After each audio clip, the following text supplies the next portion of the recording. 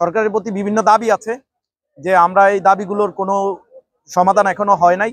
না হওয়া পর্যন্ত ইন্ট্রাকো কোনোভাবেই গাড়িতে করে গ্যাস নিতে পারবে না। সরকার পক্ষ আমাদের সাথে বসেও না এই বিষয়ে, এবং আমাদের নেতৃবৃন্দ কোনোভাবে তারা বারবার চাচ্ছে যে আমাদের নিজেদের মধ্যে একটা ফাটল ধরাইতে আমাদের পুরো সংগঠনের বিরুদ্ধে।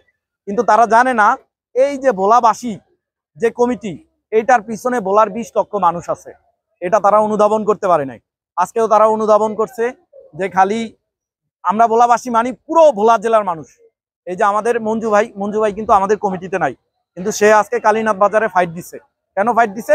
কারণ সে আমরা ভোলাবাসীর একজন, সে নিজেকে আমরা ভোলাবাসীর একজন ভোলার মানুষ মনে করে। এবং যে বিষয়টা বাস্তবতা সেটা হলো আমরা চাই এইভাবে নয়, আমরা ভোলার গ্যাস ভোলায় চাই, এবং ভোলার গ্যাস দিয়ে ভোলায় ডেভেলপমেন্ট হোক। ভোলায় কি ধরনের ডেভেলপমেন্ট হোক? ভোলায় আপনারা ইন্ডাস্ট্রি করেন, আপনারা আসেন, ভোলায় ইন্ডাস্ট্রি করেন, ভোলার গ্যাস দিয়ে আমরা ভোলায় ডেভেলপমেন্ট চাই। আজকে কোনো পোকা আলোচনা ছাড়াই ইন্টারকো কোম্পানি ভোলা থেকে গ্যাস নেওয়ার যে পায়তারা করেছিল, তখন সাধারণ যে ছাত্র জনতা রয়েছিল তারা সরকারি স্কুলের সামনে এবং বাপ্তা ভোটারঘরের সামনে গাড়িগুলো আটকে দেয়। এবং আমরা জানতে পারি যখন ছাত্র জনতা গাড়িগুলো আটকে দেয়, এই কোম্পানির পক্ষ থেকে এক-দু ছাত্রদেরকে হুমকি দামকি দেয় এবং এমন কথাও বলে যে তারা গাড়ি সহ তাদেরকে চাপা দিয়ে নিয়ে যাবে। আমরা সব কথাবার্তা তীব্র নিন্দা এবং প্রতিবাদ জানাই। একটা চলমান আন্দোলনকে সহিংসতার দিকে নিয়ে যাওয়ার জন্য এরকম একটা বক্তব্য যথেষ্ট। আগামী দিনগুলোতে যদি ভোলাতে কোনো বিশৃঙ্খলা হয়, এর দায়ভার সম্পূর্ণ ইন্টারকো কোম্পানি। ইন্টারকোর অনেকগুলা গাড়ি যাচ্ছে, তো পরে আমরা জানি যে ইন্টারকোর গাড়ি গ্যাস নেওয়া বন্ধ, কারণ যতদিন ধরে ভোলায় গ্যাস দিবে না এবং ভোলা বরিশাল সেতু হবে না, ততদিন ধরে ভোলা থেকে কেউ গ্যাস নিয়ে যেতে পারবে না, এটা আমরা জানি। এবং সেদিন ডিসি অফিসে ডিসি মহোদয় আমাদেরকে এই কথাই বলে আশ্বাস দিয়েছে যে আর ভোলার গ্যাস কখনই ভোলা থেকে নিতে পারবে না, যতদিন ধরে ভোলার জনগণ ভোলার ঘরে ঘরে গ্যাস না পাবে এবং ভোলার বরিশাল সেতু না হবে।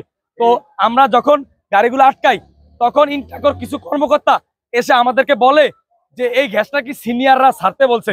আমি সাথে সাথে বললাম, কোন সিনিয়র? আপনাদের সিনিয়র।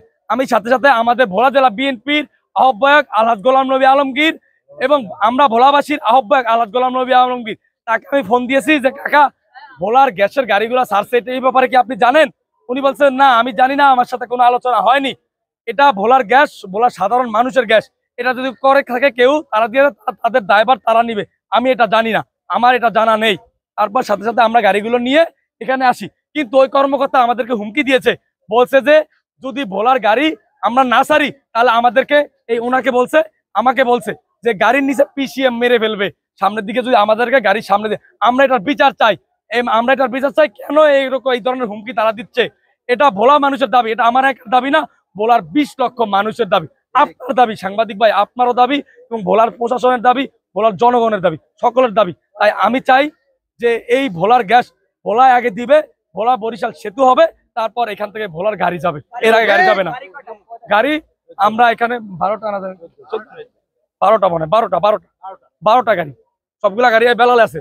এই বেলাল আমার বন্ধু এবং রাসু ভাই, আমরা সবাই একসাথে ছিলাম, আমরা সবাই এলাকার, ঠিক আছে, আমরা সবাই মিলে বসে আছি, হঠাৎ করে দিই গাড়ি দিই, এরপরে আমরা গাড়িগুলো আমরা সবাই মিলে একসাথে আটকিয়ে দিই। তারপর ভোলার গ্যাস ভোলায় দেওয়া লাগবে, এটা নিয়ে আমাদের দীর্ঘদিনের আন্দোলন, ভোলার সর্বমহলের সর্বসাধারণের আন্দোলন, এবং আমাদের ভোলার গ্যাস ভোলায় দিয়ে তারা আমাদের থেকে গ্যাস নেবে, এটা আমাদেরকে কমিটমেন্ট দিছে, কিন্তু কারণে না জানে চুরি করে আবার নতুন করে গ্যাস নেওয়া শুরু করছে। আমার সভাপতি বড় ছাত্র দলের জাকেরিয়া মঞ্জু, আমরা আজকে কালীনাথ বাজার দেখে গাড়ি আটকেছি, সেই গাড়ি আমরা নিয়ে আসছি এখানে, এবং তারা আমাদের ভোলা জেলা বিএনপি এবং ভোলা জেলা বিভিন্ন মুরব্বীদের নাম বিক্রি করছে যে তারা তাদেরকে যাওয়ার অনুমোদন দিছে, কিন্তু আসলে সম্পূর্ণ ভুয়া এবং মিথ্যা বানোয়াট। আমাদের ভোলার নেতৃত্ব যারা দিচ্ছে তাদেরকে জনগণের মাধ্যমে অপপ্রচার চালান, বিনষ্ট করার জন্য আন্দোলনকে তারা এই অপপ্রচার চালাইছে, কিন্তু এটা সম্পূর্ণ মিথ্যা বানোয়াট। আমাদের গ্যাস না দেওয়ার আগ পর্যন্ত আমরা এই গাড়ি ছাড়বো না, এটা সর্বসাধারণের দাবি, এটাই আমাদের সর্বশেষ কথা।